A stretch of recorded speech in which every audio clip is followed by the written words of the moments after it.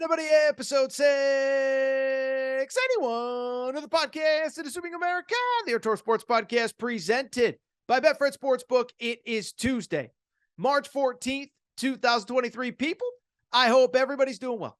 I hope everybody is having a great day. We got ourselves today, how about this?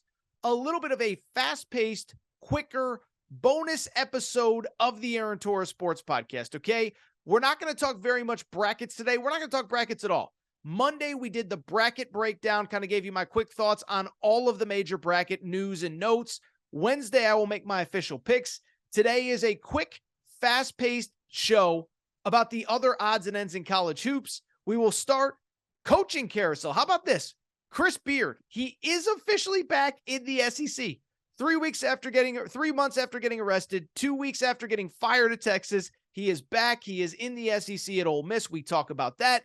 We'll talk a little bit about, how about this? Will Wade is back coaching college basketball, got a job at a school called McNeese State, a couple other coaching carousel odds and ends.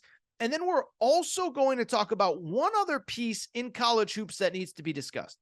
Monday actually marked the opening of the transfer portal window in college basketball. Remember, we have portal windows now. Players can enter, players can be contacted by schools. The portal actually opened on Monday. I'll give you some names that you need to know, all that good stuff. Before we get started on today's show, a couple quick announcements. One, it is March. Make sure to check out the Aaron Torres online merchandise shop. All sorts of good stuff as we get you ready for March. We got our Maura Hurley UConn tees, our Kentucky Revenge Tour tees, our Mike effing Woodson tees, Big Pig Invasion tees for you Hogs fans. So a lot of really good stuff. Make sure to check out the Aaron Torres online shop. But also, I told you yesterday, I told you last week, and I am going to tell you again.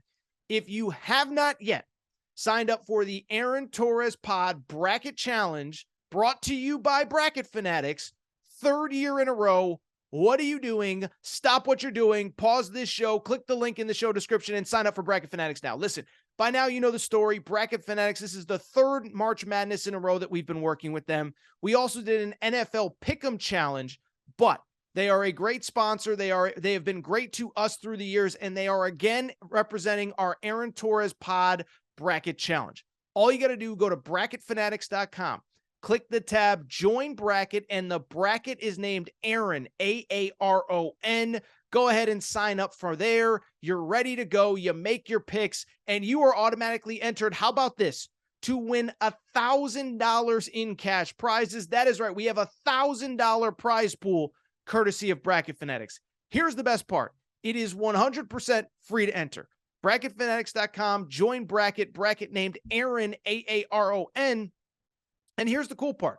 If you actually signed up for your bracket last year, the good news is you don't need to set up a new account. Use the same email, log in, make your picks. You're good to go. Free to enter, $1,000 cash prize. I'd also be remiss if I did not mention that Bracket Fanatics, in addition to hosting the Aaron Torres Pod Bracket Challenge, can host your bracket challenge as well. You can sign up, you can send an invite to your friends, and here is the cool part. You can do a free bracket like me, but also, if you have a paid bracket, Bracket Fanatics does all the work for you. They collect all the money. They distribute all the money. You don't have to go chasing everybody, all corners of the office. Doris from accounting, she never pays on time. What is her deal? You don't have to chase anybody down. Everybody pays on the website. Distributions are done on the website. You will not handle a single dollar. So go to bracketfanatics.com, sign up for your own bracket, and of course, join the Aaron Torres Pod Bracket Challenge. Compete against me, compete against other listeners of the show. Bracket named Aaron, A-A-R-O-N. Tell them Torres sent you. It'll be fun. Compete against me. You have until Thursday at noon to sign up. Do not waste any more time. Go ahead and get in. Bracketfanatics.com. Again, bracket named Torres. With that said, though, let's get to the topic of the day. And the topic of the day, listen, this is going to be a theme throughout the next week or two, because college hoops is kind of one of these weird sports where most sports, NFL, NBA, whatever, the calendar is spread out. But everything in college hoops is going on right now. And so in addition to the bracket, there are the 68 teams that are in, But there are also a lot of teams that are currently looking for coaches, and we're right in the middle of the college basketball coaching carousel right now. And on Monday, a story that we have talked about at length on this show, maybe more than any other topic in the coaching carousel world, became official. On Monday, Chris Beard, the former maligned, fired head coach of the University of Texas. We talked about him when he got arrested in December. We talked about him when he got fired in January. We talked about him when charges were dropped a few weeks ago, and we talked about him when he was linked to Ole Miss about a week or so ago. Well, on Monday, he was officially hired by Ole Miss, and I got to tell you, you already know I have a lot of thoughts on this deal. And so listen, at this point, you don't need me to tell you what happened with Chris Beard and why he was let go at Texas. He was arrested in December, charged with 2 felonies. Those 2 felonies were eventually dropped. And at this point, there is nothing else for me to add. I've said many times, I didn't think he was going to coach maybe ever again at the college level, let alone this soon. But the charges were dropped. And I'll readily admit, once the charges were dropped, I did think he was going to come back at some point. With that said, did I think he was going to come back this fast? Did I think he was going to come back 2 months after being fired by Texas? I didn't. I am still working off of a blueprint from about 2, 3, 4 years ago. Because 2, 3, 4 years ago, 5 years ago, 10 years ago, 15 years ago, if a college football or college basketball coach did something either really dumb in his personal life, like a Hugh Freeze, like a Bobby Petrino, if he did something that broke NCAA rules, like a Rick Pitino, if he did something even that broke the law, like Chris Beard was accused of doing before charges were dropped, usually it was a process to get back in. By the way, not comparing what was in the police report with Chris Beard with what happened with Bobby Petrino, with what happened with Hugh Freeze. Everything is a little bit different. But in general, there had been kind of a blueprint for how you had to do it. You had to kind of disappear for a year. And then you had to do the apology tour. You had to do some interview with somebody that made you feel sympathetic. Then you took some crap low-level job, and then you worked your way back up. And 4, 5, 6 years later, you got the opportunity again. It's what even as recently as right now, Rick Pitino had to do. No Power 5 was offering Rick Pitino a job until he did his stint at Iona first. Hugh Freeze doesn't get the Auburn job if he doesn't rehab his image at Liberty. And so to be blunt, I am a little bit stunned that 3 months after an arrest, 2 months after he got fired at Texas, even with charges dropped, that Chris Beard was named the head coach at Ole Miss. But on the flip side, I'll also say this. I don't know that I'm really that surprised. On the one hand, these reports had come out about a week ago that Ole Miss was interested in Chris Beard. They were vetting him. They were doing his background. And 2, while I've said many times, I don't know if in this climate at this moment, I would personally hire Chris Beard. I do think it's an interesting scenario for Ole Miss because I think there's a few things at play here. One, I think Ole Miss looked themselves in the mirror and they said 2 things. The first one, certainly of which all other programs that hire any controversial coach have said.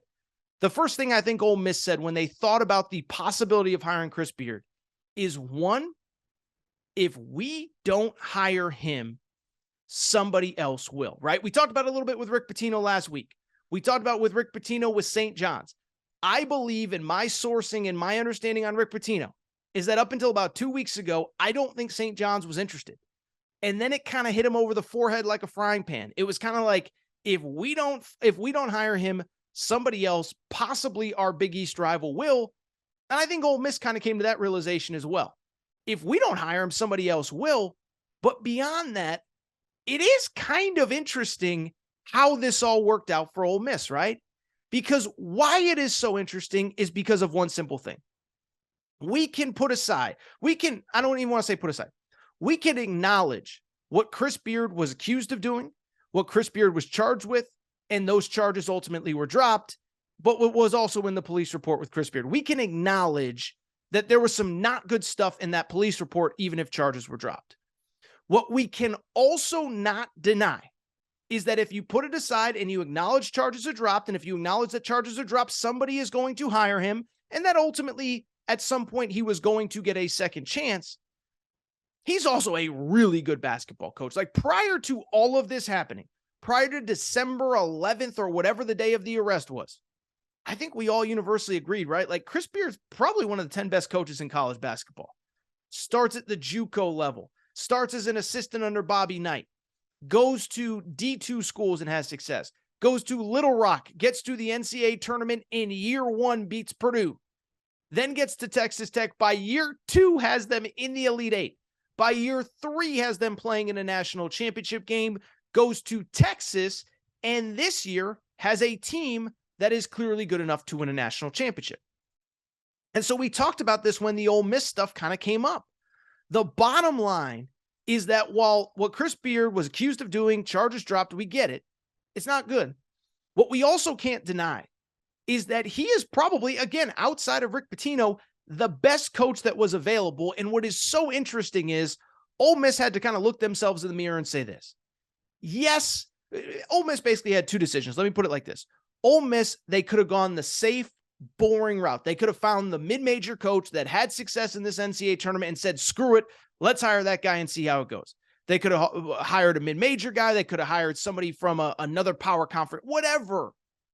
But nobody is guaranteed to have success like Chris Beard. And I think what Ole Miss kind of did was they looked in the mirror and they said this. No, we don't love what's in his background. But one, we're going to go ahead. We're going to do our due diligence. We're going to ask all the questions. We're going to talk to the right people. But we only have one chance to hire a head coach in his prime that has taken a team to a Final Four, right? Unless a coach is an alum of Ole Miss, there is no scenario where you can get a guy 4 years removed from a Final Four, 1 year removed from building a national championship contender at Ole Miss. You can maybe do it at Kentucky. You can maybe do it at UCLA or Carolina or Kansas if the Kansas job ever opens. You can't do it at Ole Miss. And Ole Miss basically looked in the mirror and said, look, we're going to take a lot of heat publicly for a couple days, but something else is going to happen. This will blow over, and we are going to have the best coach on the market. And that's exactly who they got on Monday. And while we don't have to like what happened back in December in Austin, we also have to acknowledge that Ole Miss got a great head coach on Monday and that the SEC just got a lot tougher on Monday as well. Now, in terms of what Chris Beard can do at Ole Miss, this is where it gets interesting to me. Because on the one hand, he is an incredible coach. On the other hand, he is going to be starting at a really, really, really tough spot. Maybe the worst roster in the league right now, especially when you consider the number of players who entered the transfer portal. Right now, you would say this is probably the worst roster, even behind Vanderbilt for sure, who Vanderbilt wasn't bad this year. Certainly behind Georgia, certainly behind Florida, behind LSU, behind South Carolina, behind whoever. So that's one.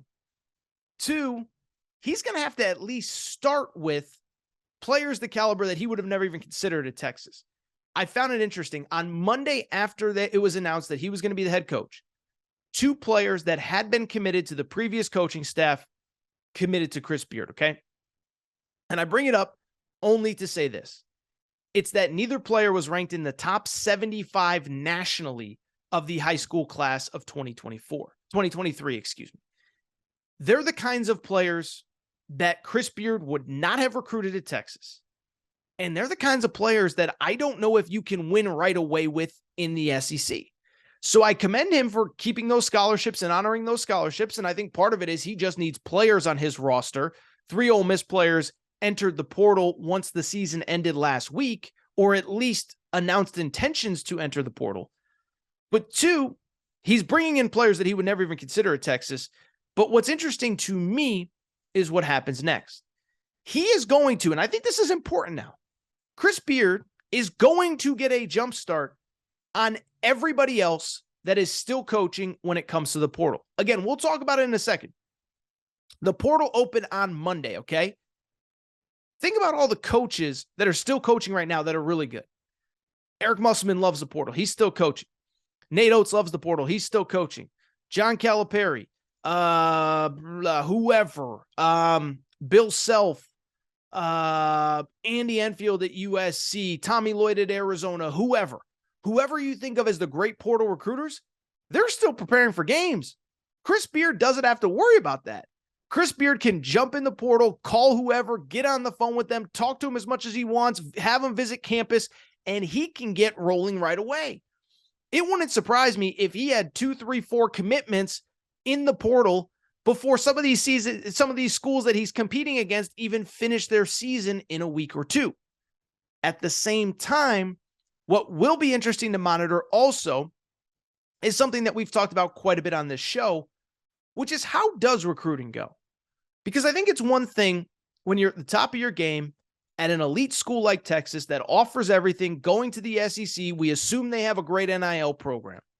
It's easy to recruit in that structure. Oh, by the way, you had a great coaching staff because Rodney Terry is a stud, and Rodney Terry was on that staff with you. It's another thing when you get to Ole Miss. I'll be curious to see what kind of staff that he puts together. And then, oh, by the way, I would also say I'll be curious to see how he actually does in recruiting.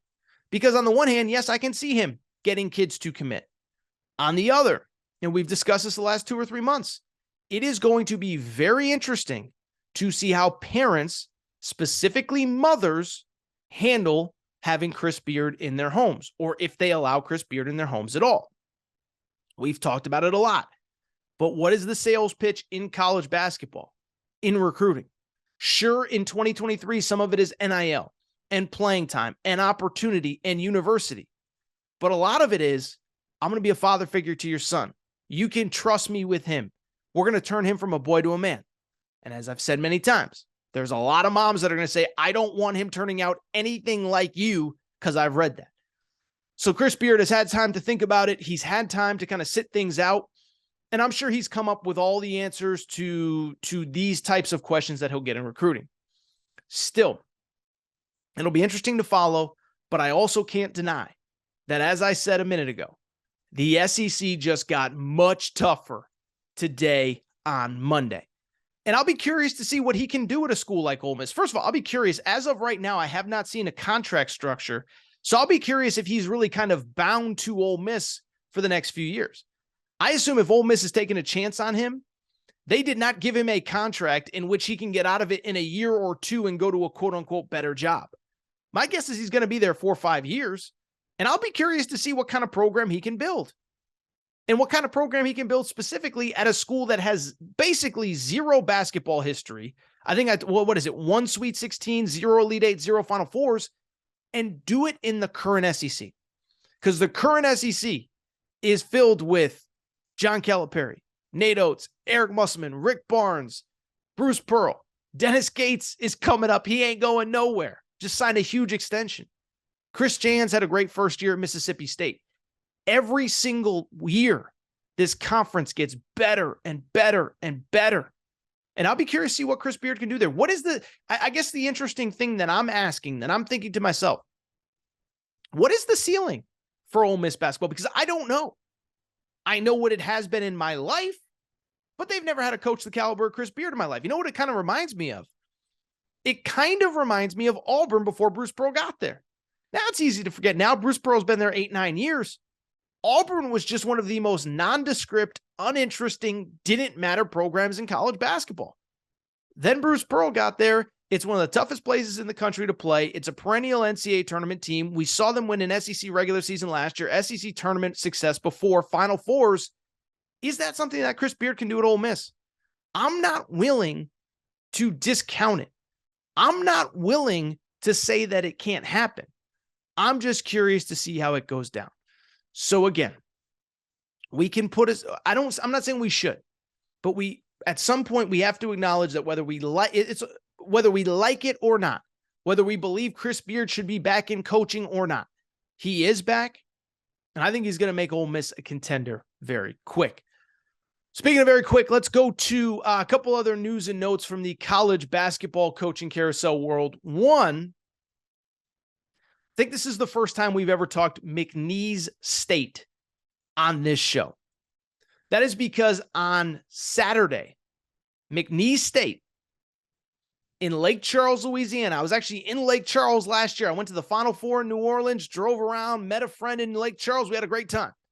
Beautiful casino there, by the way. I bring it up because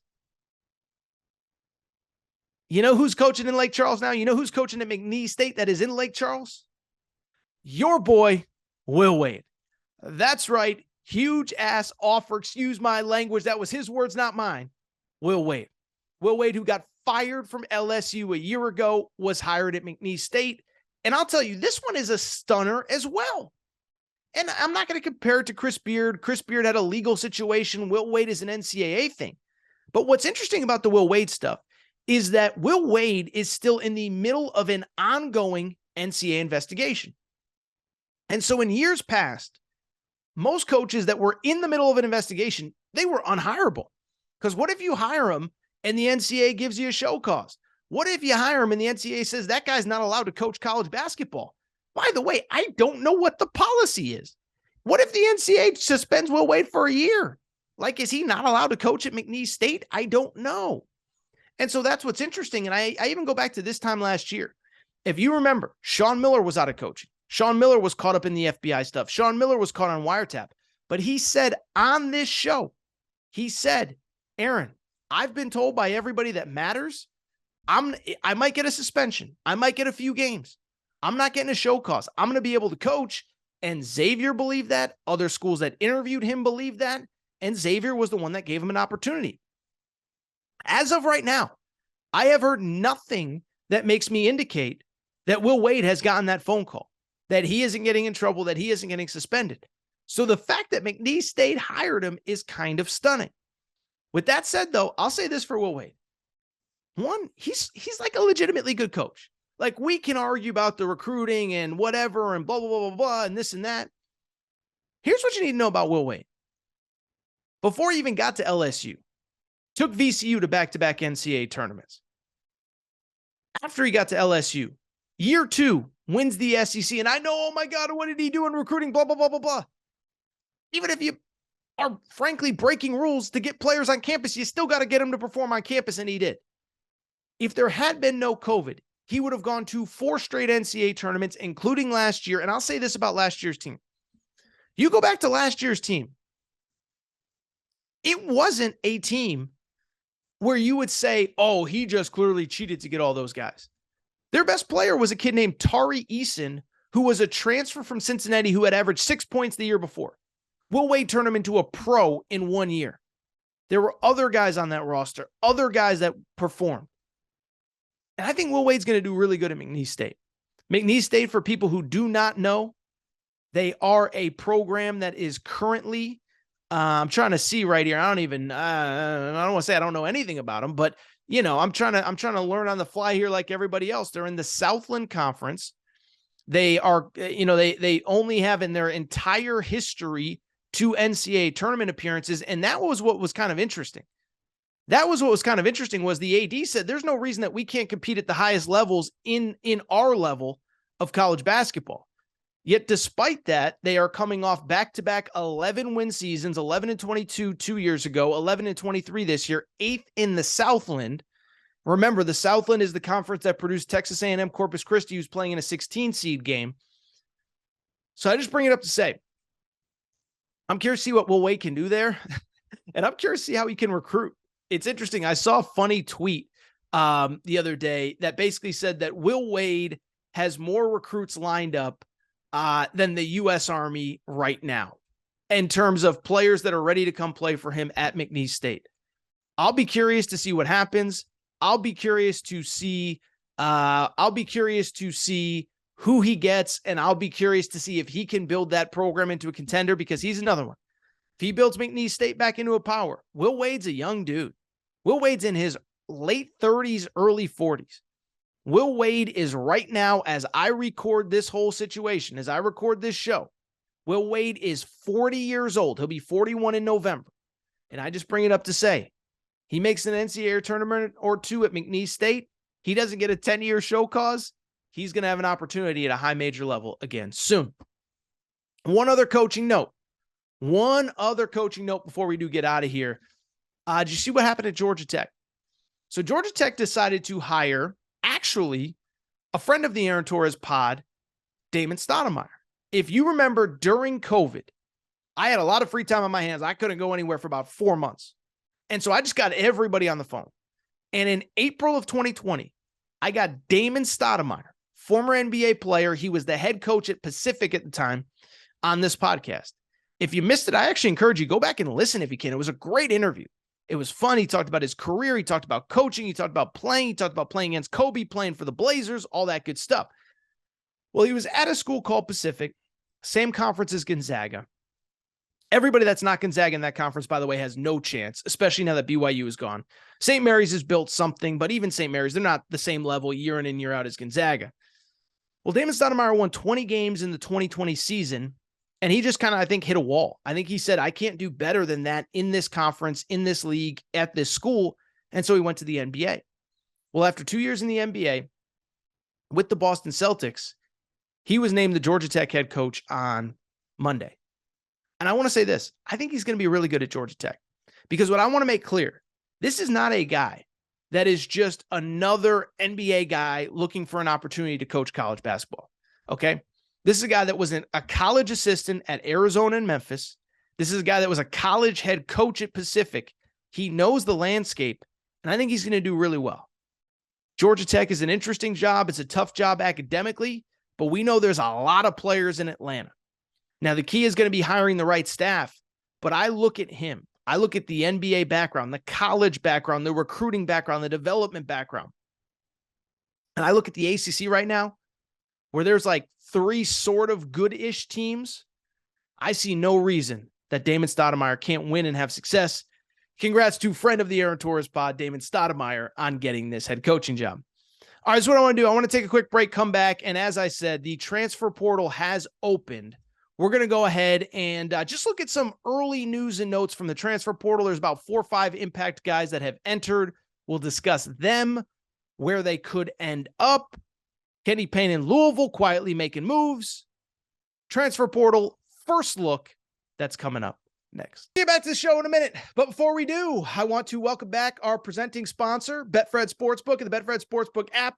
It is March. You want to make wagers, and there is no better place to make them than at the Betfred Sportsbook, the presenting sponsor of the Aaron Torres pod and all things Aaron Torres media. By now, you know Betfred's story. Started in 1967 in the UK, over 1,600 shops in the UK, and they have come to the United States and made a major splash. They are the presenting sponsor of the Colorado Rockies, Denver Broncos, Cincinnati Bengals, Aaron Torres media. And what I love about Betfred, they do more for their customers than anybody. And here's what they're doing for you this March. You can bet $50 on any game this March, any game, and they will give you up to $1,111 in free bets. Here's how it works. Download the Betfred Sportsbook app, go to betfredsports.com, make your first $50 wager. You automatically get $111 in free bets. But then, how about this? For the first 5 weeks that you are a Betfred customer, you will be insured for up to $200 for the first 5 weeks. So you make a few bets, and we're all going to win all our bets this March. But if it doesn't work out, they'll give you up to $200 back for the first 5 weeks that you're a Betfred customer. So download the Betfred Sportsbook app, bet $50 on any game, $111 in free bets, plus up to $200 in free bets in insurance the first 5 weeks. That is all you got to do. Betfred Sportsbook, Betfred Sportsbook app. Tell them Torres sent you. Enjoy March. Everybody. Hi, back. Gonna be back. I do want to switch gears, and I want to talk about something that you probably didn't even realize was happening on Monday. That is the college basketball transfer portal. That is right. College basketball is crazy because every other sport, it seems like they do a pretty good job of spacing everything out. You have the season here, think about the NFL right now. We're going through free agency right now as we speak, then the draft, then the offseason, then the regular season. College basketball, they kind of just throw everything together, right? We just finished the season. NCAA tournament is coming up. Coaching carousel is going on. And then on Monday, the transfer portal opened. Remember, we've talked about this before on the show, but in previous years, the transfer portal was kind of this ever evolving thing. I used to call it Denny's because it's open 24/7, 365. And so over the last couple of years or so, really the last year or so, the NCAA has essentially put in transfer portal windows. In other words, a select finite amount of time in which players can actually decide to transfer. The idea being you don't want players leaving the team in the middle of the season. It's hard on the current coach that they have. It is hard on the coaches that then have to recruit them.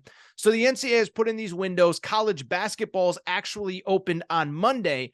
And it's worth noting a couple things. One, I don't think a lot of the best players that are planning on entering would have done so on Monday because most of the best team seasons are still going on. We got 68 teams in the NCAA tournament. We got a bunch of teams in the NIT. And so, if anything, Monday was kind of a soft launch to the transfer portal, but there were still about 5-6 names to know that did enter on Monday. And keep in mind that as the spring goes on, it's going to get busier and busier, crazier and crazier. I think next Monday, when 3/4 of the NCAA tournament field is eliminated, that's when it might get really crazy. But the bottom line, what you need to know is the transfer portal is open. And what I want to do now is give you 4 or 5 names that you need to know because this is college sports free agency. And this is very much going to shape what the college basketball landscape looks like next season when you tune back in. Couple names to know. I think there is one clear player that is the definitive best player in the portal, a kid named J.J. Starling, a 6'4" guard that played last year at Notre Dame. And what's going to be interesting about this list over the next couple minutes is most of the best players who did enter on Monday really are from programs that are either going through coaching changes or don't have a coaching change right now. Most of the best players on those rosters, 1, have certainly been contacted by other schools, but 2 are just kind of looking at their options to sit there and say, listen, I committed to a certain coach, I committed to a certain school, things have changed, and so I want to reevaluate everything. Well, J.J. Starling, in my opinion, is the best player to have entered the portal. 6'4" guard. He is from upstate New York, just finished his freshman year at Notre Dame, and really was a very highly coveted player coming out of high school. Had offers from Duke, from Syracuse, from Alabama, from Stanford, and showed why this season. Is a former McDonald's All-American, goes to Notre Dame, and to be blunt, he was one of the few bright spots on the Irish roster this year. Averaged 11 points per game as a freshman. Now, to be blunt, he didn't do a ton else outside of that. Didn't, contribute much to others. Didn't shoot the ball well. But hey, that's okay. If you can average 11.5 points per game in the ACC as a freshman, you are a talented player. This is a kid that I believe in a 2-3 year stretch could develop into an NBA player. He might not be a one and done, but he has one and done potential. Well, on Monday, he did officially enter the transfer portal. I would argue the biggest name. The one thing I would say, though, is for the schools that are hoping to reach out to him and get a player of his caliber, this strikes me as a player that is not going to be in the portal for very long. So I mentioned he's from upstate New York. I mentioned among the schools that offered him scholarships was Duke, was Stanford, was Alabama, and there was one that happens to be in upstate New York, that is Syracuse. And all reports seem to indicate that although he did enter the portal, and although in theory nobody is supposed to contact him until he does, it is all but a done deal that he will commit to Syracuse. We'll obviously react to that when it happens, but let me just say this. Isn't this kind of what I've been saying for the last 5 years about Jim Boeheim? Listen, I don't want to push a 78-year-old man out the door, a coaching legend, but I've said for years, I've said Syracuse has so much untapped potential, but nobody wants to go play there for a 78-year-old coach who they don't know if he'll be back, who wants to play his own, who is stubborn in what he does. I have said for years, I believe he is holding back the program. And so I don't know if Adrian Autry, Red Autry, the new head coach at Syracuse, is going to be the right guy, the perfect fit, a future Hall of Famer. But I've always felt like get some new blood in there and you're going to be able to get players there. Because Syracuse is a unique school with a unique fan base, a unique home court advantage in the ACC, and I believe you're going to get players. And so it appears as though this is probably going to be the first big commitment of the Red Autry era. Again, when it happens, we will discuss, but this feels like the kind of player that Syracuse has not been getting over the course of the last 5, 6, 7 years, and it feels like the type of player that might not have gone had Jim Boeheim stayed head coach. So we'll keep you updated on him. JJ Starling, 6'4" guard, 11.5 points per game for Notre Dame this year. I think he's really good, and I think this is a great building block for Syracuse if he commits. Second player that you need to know is another guy that, frankly, might not be in the portal for very long. That's a kid by the name of Sky Clark. And I think if you listen to this show, that name probably sounds familiar. 5-star guard coming out of high school, has really kind of been in the spotlight since he was like a freshman or sophomore in high school, and early in his high school career actually committed to Kentucky. Then he gets hurt during his high school career. Kentucky brings in some other guards, most notably Cason Wallace in his class, Shaden Sharp, who obviously never ended up playing at Kentucky. Sorry, Kentucky fans. I know you don't want to hear that name. But Sky Clark ends up decommitting and going to Illinois. Unfortunately, it does not work out at Illinois. Now, he had an okay freshman season. He averaged about 7.5 points per game in limited action. He averaged on top of that, 2.5 assists, nothing special, 4 rebounds, but it just didn't click. It never felt like the perfect fit. He's not from the area. He was kind of scrambling after he decommitted from Kentucky. And so about late January, mid-January, Sky Clark actually left the program. And on Monday, he did officially enter the transfer portal. Sunday, you started to hear rumblings that this would happen. Now, a couple things. One, I'm rooting for nothing but the best for this kid. Listen, I think this kid had a lot placed on his shoulders early. Being a Kentucky commit, you're always going to be a target in high school basketball. But then on top of that, to have a knee injury in high school, try to come back, you're not quite ready, you're not the same player. Listen, I was never a gifted high school athlete. I was never an elite high school athlete in any way, shape, or form. But at the same time, I can't imagine the pressure of being deemed one of the best players, trying to come back before you're healthy, not having it work out, going to college, not having it work out. So he's been away from kind of the college setting for the last 6 months. Hope whatever was going on, he figured it out. But it appears as though his time in the portal, much like JJ Starling, as I said a minute ago, feels like it's going to be pretty limited. So Sky Clark, he is, as I speak, I believe this week, either on a visit to Louisville as I speak, or is planning a visit to Louisville in the coming days. Remember, Louisville, for all its faults, who's their head coach? Kenny Payne. Where did he come from? Kentucky. And so there is some natural ties there. If I remember correctly, when Sky Clark decommitted from Kentucky, there was actually talk that he was going to end up at Louisville. But my guess is that this is a kid. He will be in, I think sooner rather than later, he is going to commit to Louisville. Nothing is official yet. Arkansas is one of many schools that has reached out, but my hunch is that it ends up being Louisville. By the way, I'll say this. Louisville lost some players to the portal, including Kamari Lands. We'll maybe talk about him in a minute, but probably going to add Sky Clark. And remember, for those of you who didn't see it, Dennis Evans, 7-foot, 5-star prospect in the class of 2023, just committed to Louisville. So Kenny Payne's gearing up. Kenny Payne's like, okay, I got to start winning like right now. We just went 4-28. I need some dudes. And it appears as though he's going to have 2 really good building blocks. I think Sky Clark commits over the next couple days. And Dennis Evans, that 5-star center that I just told you about, committed as well. Let's keep it going. A couple other names you need to know. One, really good guard from not far where I grew up from, Windsor, Connecticut, Primo Spears, who played the last 2 years at Georgetown. Shout out Georgetown. Shout out Primo Spears. Shout out Windsor, Connecticut. No, I just said that I wasn't a very good high school athlete, but hate to brag. Was a high school baseball player. Had a couple good games against Windsor on the mound. No big deal. They're still talking about it in the greater Windsor, West Hartford, Bloomfield area. No big deal. We don't need to discuss it right now. But same time, let's talk Primo Spears. Interesting case here. So he was, again, what do all these guys have in common? Who was the guy? JJ Starling. His coach got fired. Primo Spears was at Georgetown. His coach, Patrick Ewing, got fired. And so it makes sense that he is going to decide to look at other options. This kid's about 6'3", lead guard, really good player. I mean, this guy was, again, one of the very few bright spots for a Georgetown team that really, really struggled over the last couple years. But my goodness, could this kid play? Averaged 16 points and 5 assists per game. How about this? went for 37 points a few weeks ago against Xavier, went for 20-plus points 11 different times this year.